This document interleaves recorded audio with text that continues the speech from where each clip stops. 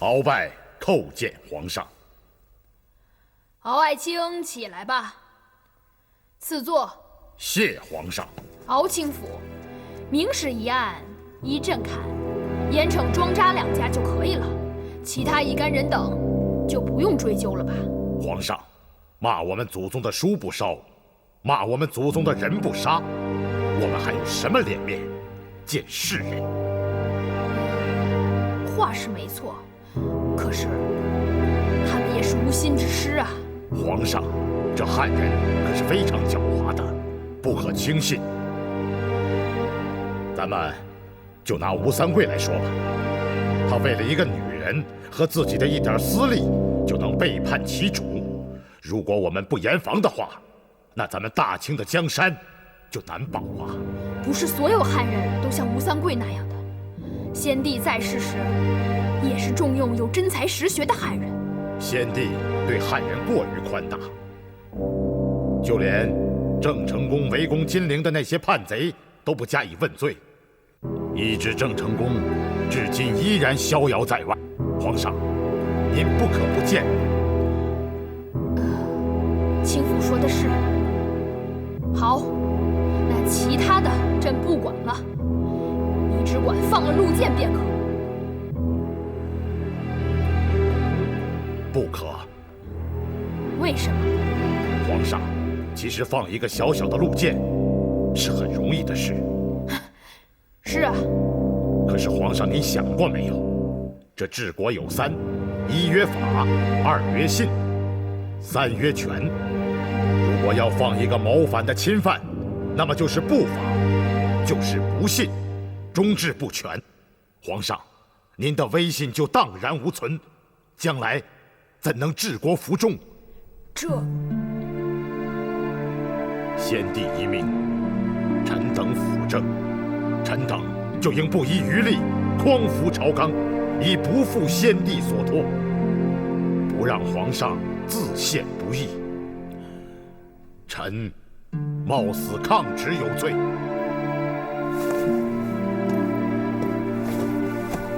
皇上，如果您一定如此，那么就请先杀了奴才，再放陆建。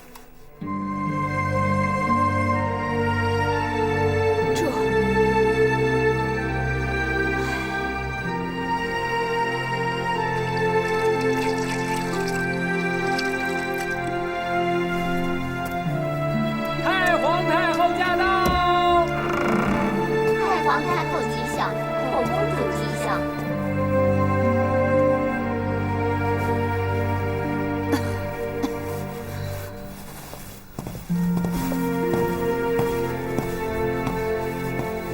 老佛爷，啊，童妃，你身子有病，就不必多礼了。皇太后，老佛爷知道您受了风寒，特意给您送来了人参、灵芝，望皇太后早日康复。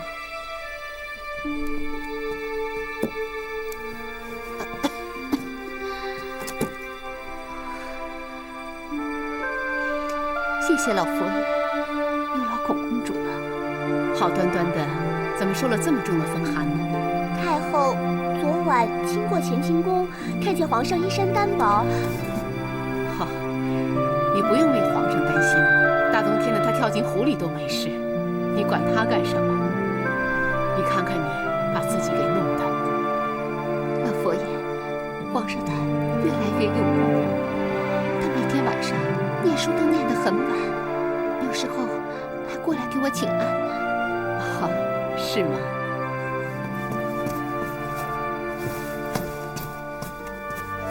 太皇太后吉祥，皇太后吉祥，孔公主吉祥。怎么了？回老佛爷，安亲王进宫求见。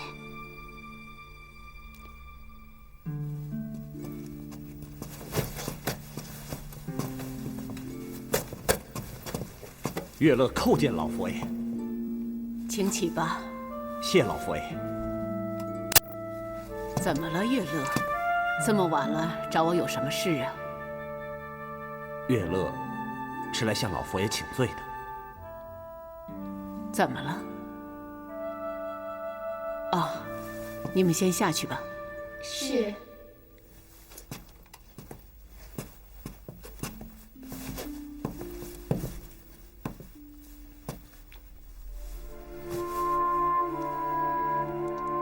方才，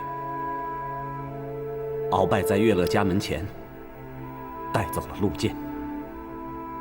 在安王府。是的，冰月称带一个抚琴的老师在家里暂住。哎，月乐一时大意，没加理会，没想到。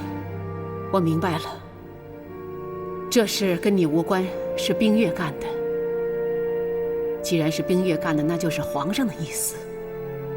看来，皇上也卷进这件事当中去了，麻烦大了。可是，皇上年纪尚小，小不是借口。我从来没有怪他小，我只怪他不识好歹，到处闯祸。是啊，发生了这样的事儿，恐怕月乐以后无法再为皇上分忧了。我明白了，陆剑是在你家门前被抓，你虽然能摆脱干系，可是人言可畏呀。你难免今后要听到一些亲王包庇侵犯之类的胡言乱语，而且在议政王的会议上，你也很难说话，让你受委屈了。多谢太后体谅。皇上驾到！微臣参见皇上。孙儿给黄马嬷请安。起来吧。这月乐，你也累了，先回府休息吧。谢太皇太后，月乐告退。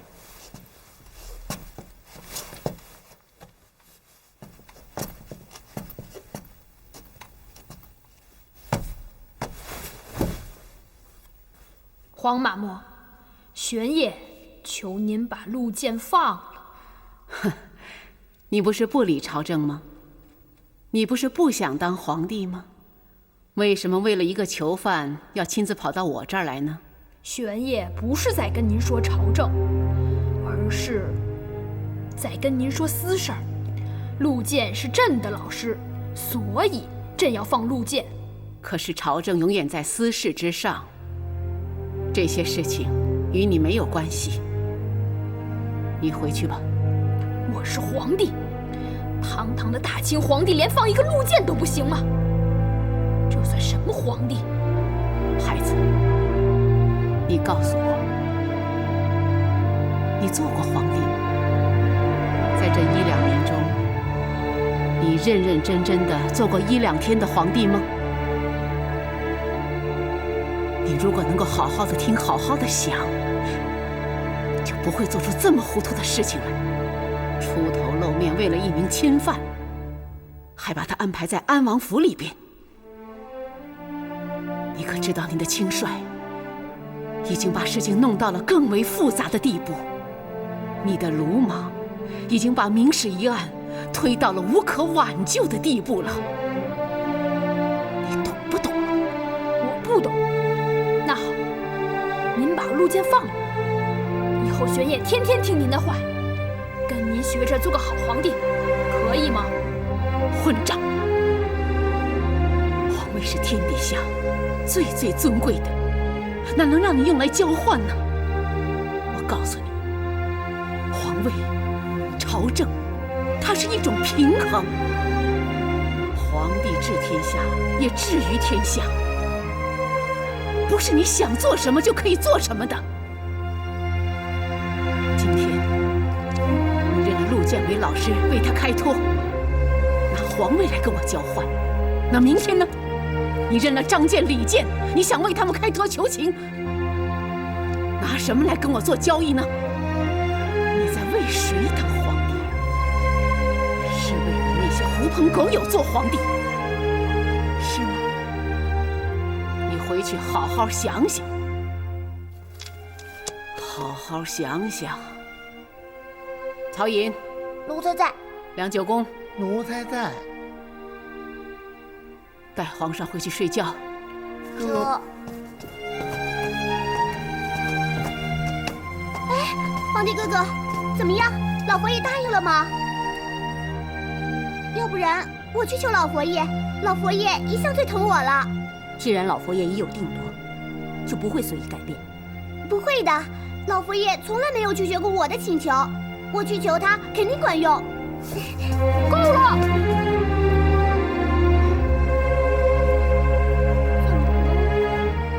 事情是你搞砸的，什么都不用你管。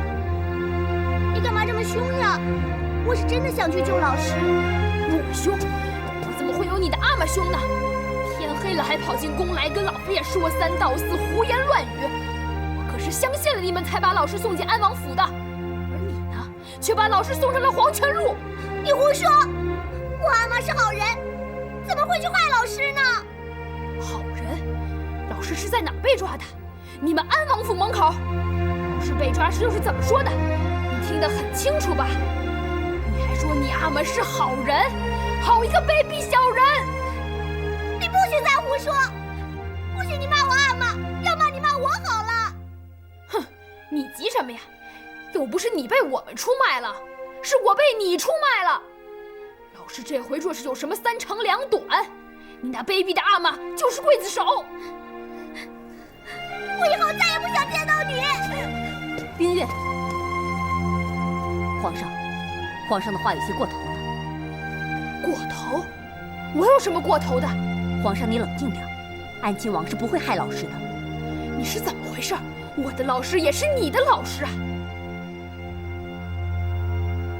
皇上，时候不早了，你也早点休息吧。剧中先告退了。退吧，退吧，退回你的福建去吧。以后你也再也不用到乾清宫来了。臣告退。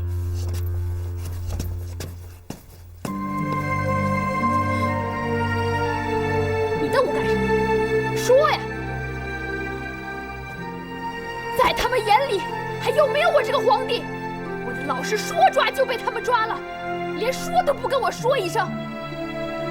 天下有这样的皇帝吗？说呀！不说，既然不说，你也给我走人！走！臣告退。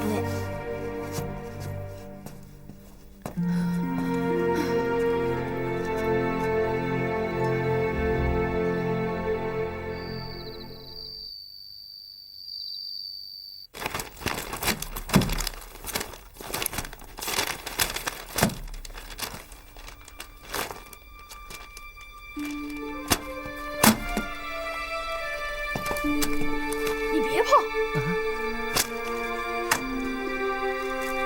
皇上，您一天都没吃东西了，这怎么行呢？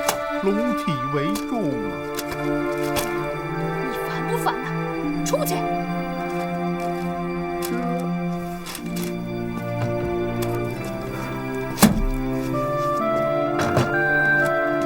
启禀皇上，皇太后驾到。就说朕睡了。皇太后吉祥。起来吧。这皇娘吉祥。快起来吧，玄烨。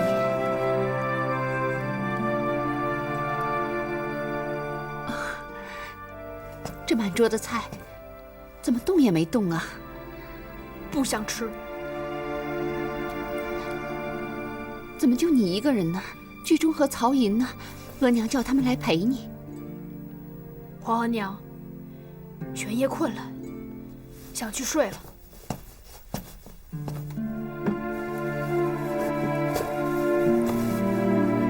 请皇上早点休息吧。又长高了半寸，这该是第57次了吧？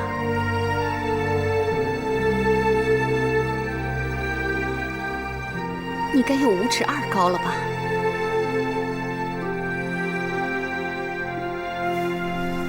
你刚生下来时才不过1尺2，是个不丁点儿的小人儿。那天额娘第一次抱你，可是额娘还没来得及给你喂奶，你就被人抱走了。8个月以后，是先帝的寿辰，额娘我才再一次见到你。从那次以后，我1年只能见你3、4次。10多年来，额娘我天天盼着能看见你，算上这一次，不过才57次。每次见到你，你都长高了半寸，身为皇太后，尊荣万千。这是天下所有额娘的心愿，可是要让我选，我宁可做一个普通的母亲，母仪天下，尊荣万千，都比不上看自己亲生的儿子一眼重要。皇太后，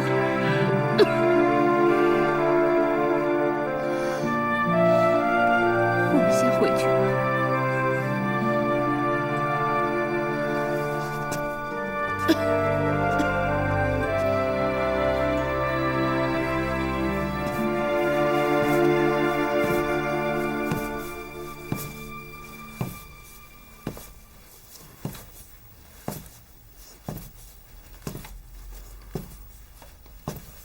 阿玛，苏大人、鄂大人、敖大人他们来了，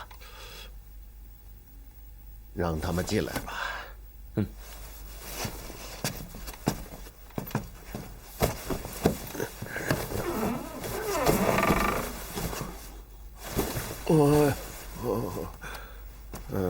请。阿玛，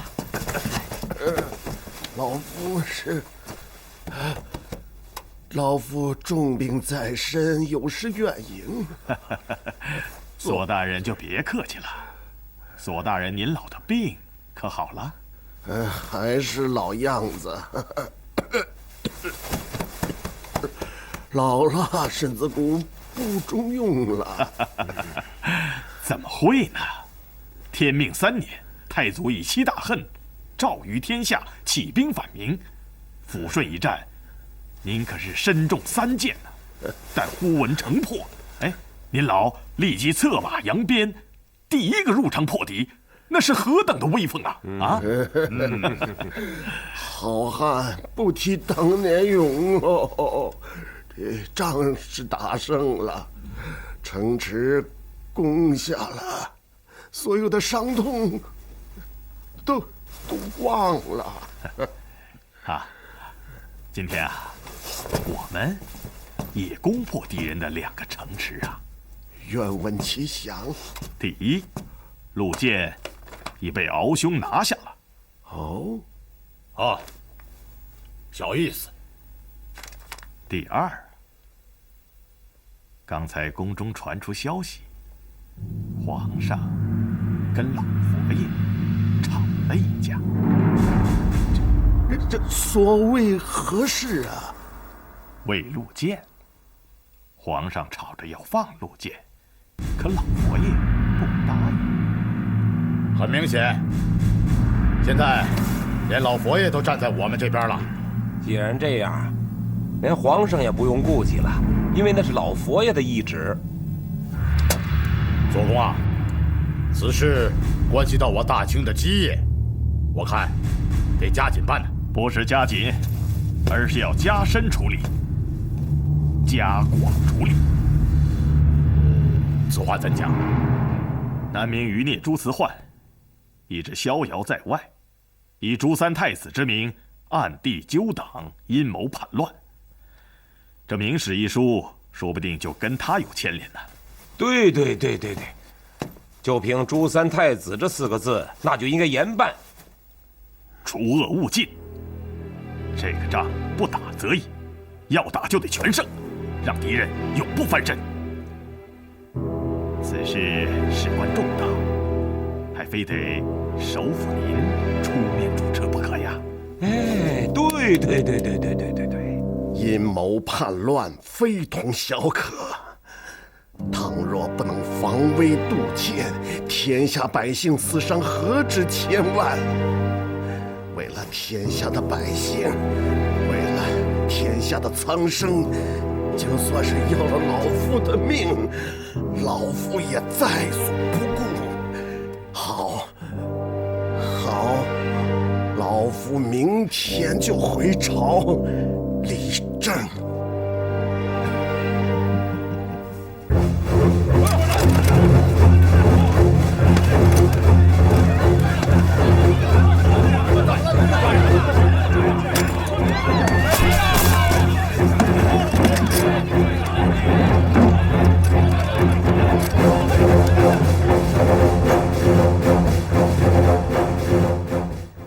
辅臣们现在已向明史涉案人等严刑逼供，非要审出个叛乱罪不可。已有数人被屈打成招了。再有，江南数百名士子大都抓的抓，关的关，有些反抗的更是被当场斩杀。再这样下去，受牵连的就不止成千上万，有些地方的文士汉官也在株连之列。在下恐怕汉臣将再无立足之地呀。唉，本以为借皇上之力能有回转余地，岂料反倒弄巧成拙，令辅臣们更加步步紧逼。唉，那怎么办呢？现在我们不能靠皇上相助了，那靠什么？靠天下。天下？对，国以民为本，天下就是万民。我们最后就只剩天下民心可依靠了。对，这也是官逼民反，民不得不反。是啊，既然是最后一招，我们大家也只有把前途和性命押上，我们就以百官之剑、万民之心，逼辅臣们退让。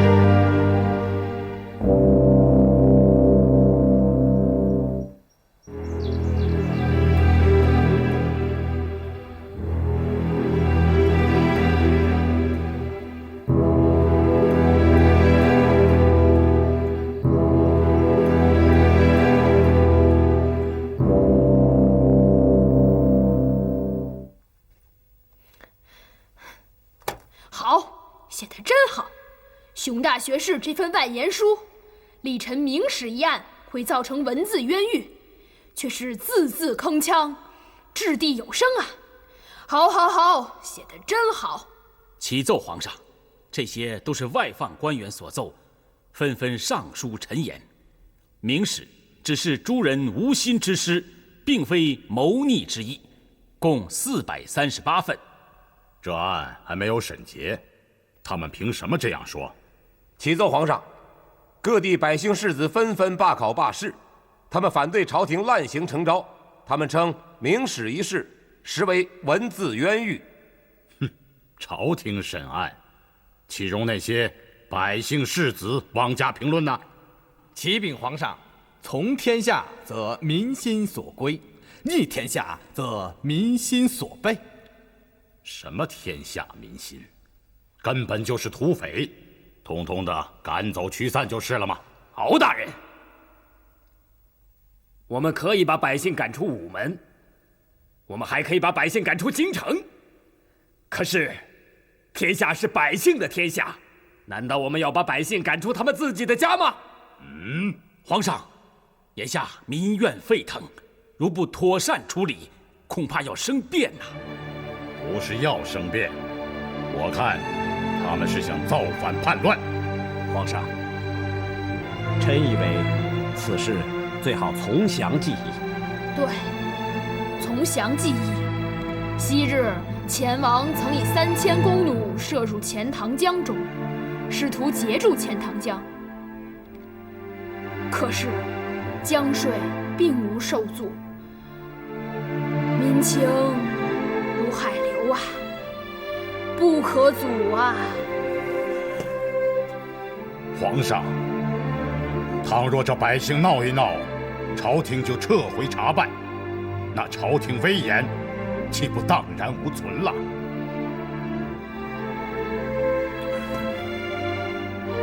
我说你们3位怎么回事啊？说话呀！皇上，臣赞成安亲王所说，此事该从详计议，再行定夺。对，从详计议。左卿府，奴才在。你说呢？皇上所言极是，皇上所言极是啊！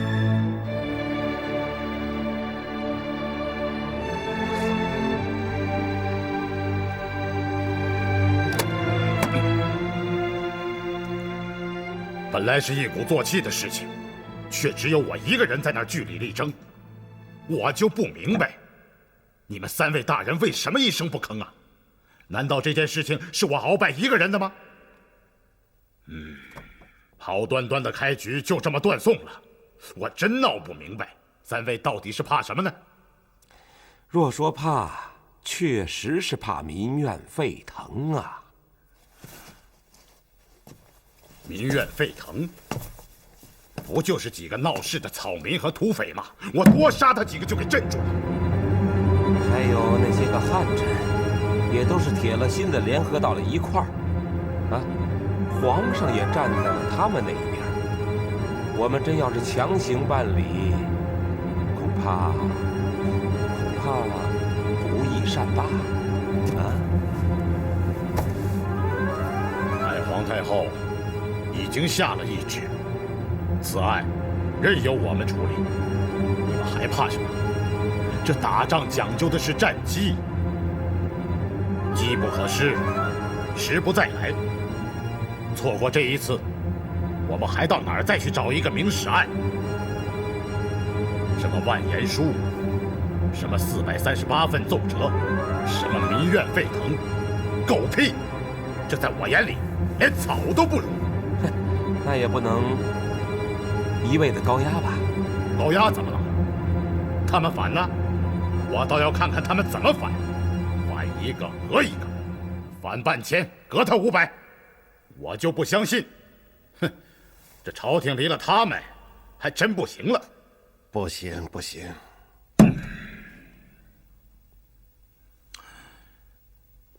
你们说到底怎么办？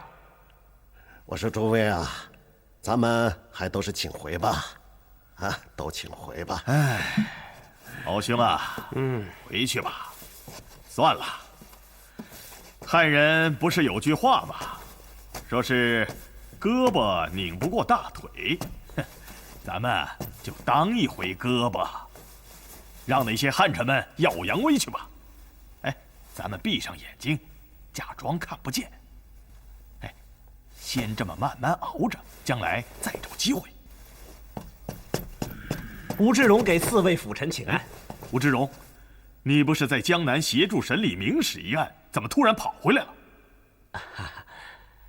志荣在江南搜得一份小礼物，特意亲送京城给4位大人。哦，那是什么东西啊？这礼物定会让各位大人喜笑颜开。我说你啰里啰嗦的，哪来那么多废话？我最讨厌的就是你这套，有什么东西赶快拿出来。是，拿进来。是。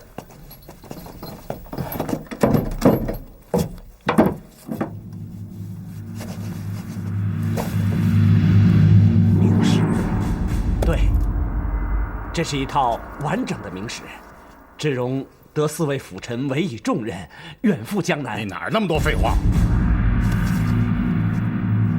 吴志荣啊，我看你是哪壶不开提哪壶啊！这时候拿这些烂书干嘛？啊！各位大人，摆在我们面前的，一个是罢考罢试，还有一个就是汉臣们上的万言奏折。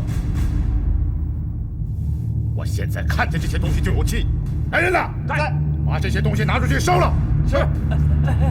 不行，不行啊！什么？我说烧了它，你敢说不行？不，敖大人，您先看看这个。看看这个再做定夺吧。四位大人，看看这序。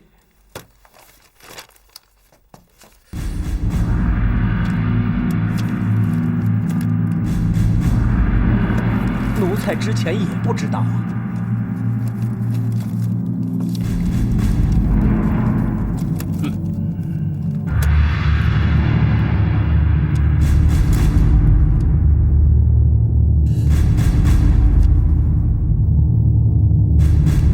人呢？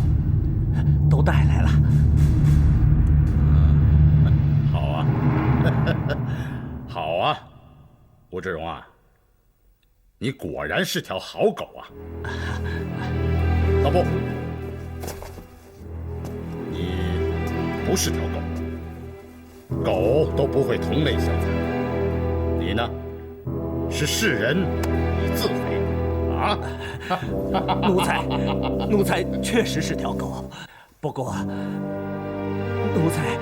奴才是条忠心的狗，忠心于朝廷，忠心于四位大人的狗。好狗，好狗啊！谢敖大人赞赏，奴才确实是一条狗。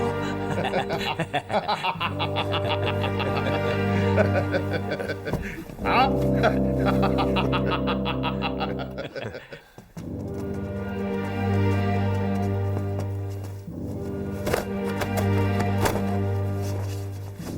吾皇万岁万岁万万岁！都起来吧！谢皇上。索爱卿，那就开始吧。皇上，百官上书，考生罢考，确实动摇朝廷，危害社稷。奴才们商议过了，此事却不能强来呀。可是什么？可是有一位陈公却不表赞同了。苏清府，那位陈公到底是谁呀？带上来。这。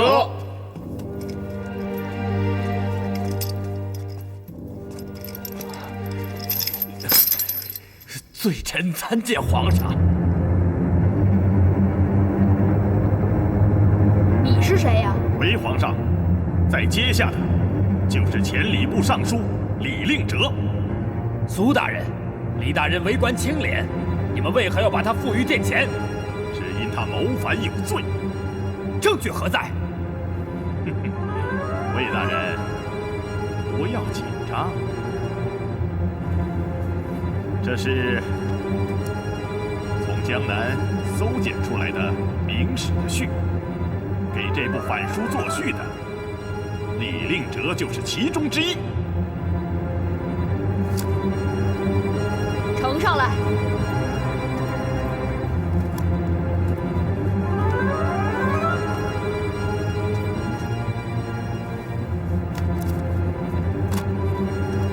明史一书早已被庄廷龙尽数销毁，但是天网恢恢，在我们严刑逼供下，终于找到一部完整的书。原来写这部序言的竟是当朝汉人尚书，朝中其他官员跟这部反书会不会有干系啊？是老臣一时糊涂，没有看清楚书中的叛逆之词，才替他们转序的。是我糊涂啊，与他人无关。是我糊涂啊，与他人无关。此事牵扯到前朝一品大人，那么由此可以推断，朝中定然有人串联谋反，而且那些一品、二品的汉臣们还集体上奏，替这些叛民求情。还威胁朝廷，说什么不从轻发落的话，就集体告病不朝。我看这是朋党，不仅是朋党，而且还要篡权谋反。这个人就是最好的证明。皇上，此事一定要严惩。我看谁敢拦着，谁拦着，谁的牵扯就最大。是我一时糊涂啊，与其他人无关的。皇上，是我一人糊涂啊，拉下去，与其他人无关。皇上啊，和其他人无关呐，是我一时糊涂，皇上，敖大人说的对，我们必须严查此案，看看朝中其他官员跟这是否有关。当然了，在下指的不是当堂的这几位，这几位大人都是忠心耿耿啊，绝不会结党谋反。可是据我们所知，主犯陆建和熊大人是同乡，更是崇祯年间的同科进士，交往已久啊。闻传清灭明后，二人依然往来，交情不浅。苏克萨哈苏大人，熊大人对朝廷的忠心，那是有目共睹。好了好了，先皇在世的时候就最器重他，那是因为熊大人志才高远。朕知道，熊大人绝对不会有谋逆之心的。苏大人，此事就不用再说了。回皇上，皇上相信熊大学士，奴才也相信熊大学士。可是，正如皇上所言，水能载舟，亦能覆舟。一马之奔，无一毛而不动；一舟之覆，无一物而不沉。此案关系到大清的根基啊！熊大人力保明史涉案侵犯，奴才只是有恐误会天下呀。对呀，人言可畏，人言可畏呀。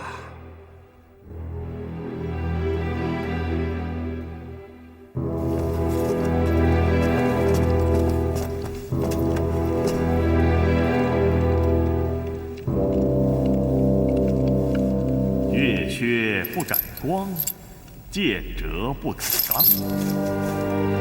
果然是江南第一才子啊！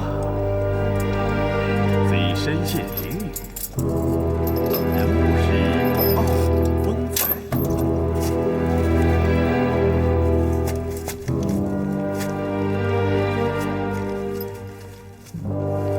苏克萨哈，正是在下。陆兄何以得知？阁下身穿往服朝袍，乃一品大员。朝中一品满臣能有此才者，为苏大人是也。建春之威业，之下有敬业。陆兄见威之下，佩服，佩服啊！阁下屈尊牢笼，有何赐教？真人面前不说假话，本官来见陆兄，只为2个字。哪2个字？劝降。劝降？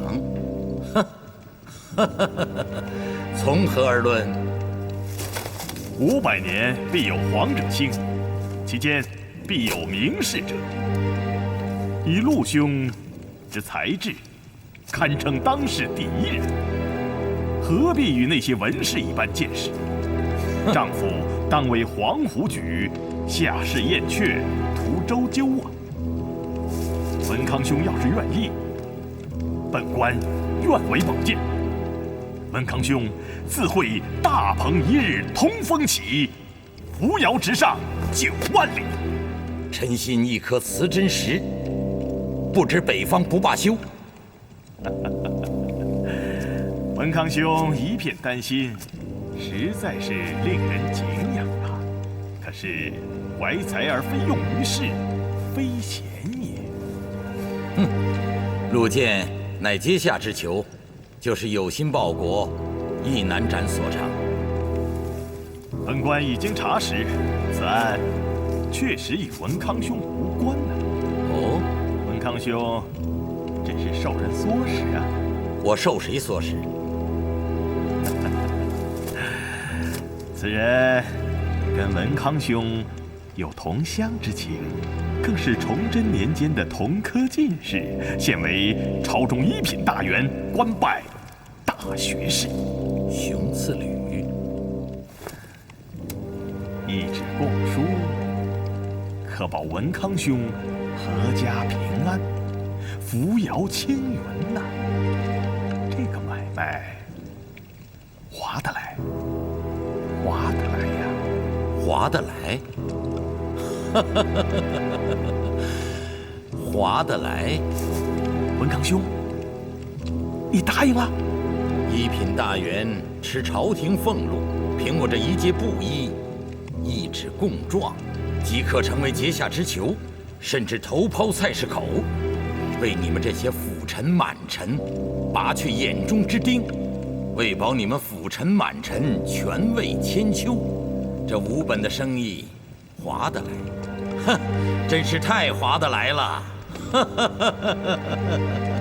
文康兄，言下之意是，哼，君子为士所用，不为人所用，这是肤浅的道理。久闻苏大人饱读《汉书》，看来只是知其言，不知其意呀。谢过文康兄赐教。不过下官还有一事也想请教啊。讲。好像是先秦的《战国策》里讲过这么一句话：父母之爱心，则为之计深远。不知道是什么意思啊？是个人的名节重要呢，还是家人的性命重要啊？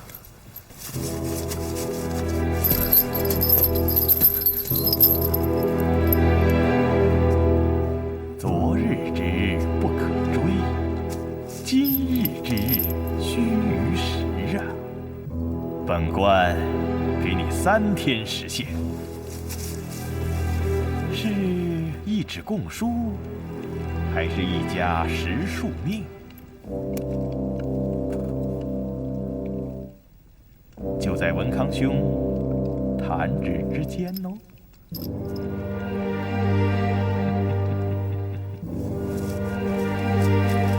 哈哈哈哈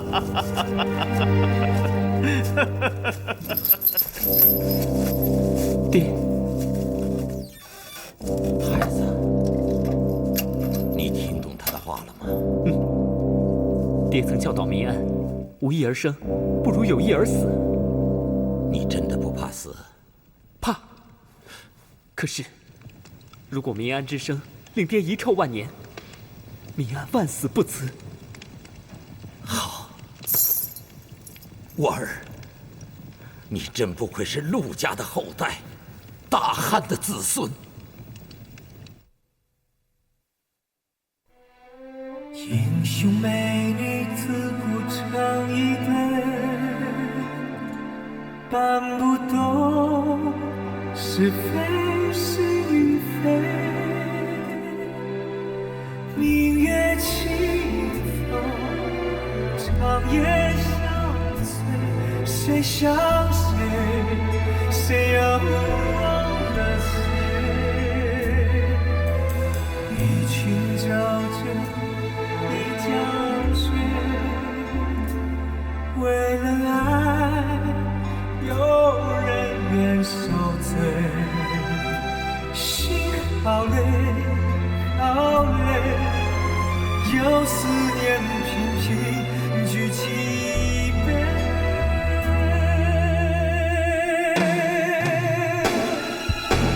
寒光中野玫瑰，醒了心有谁？为一口气想到。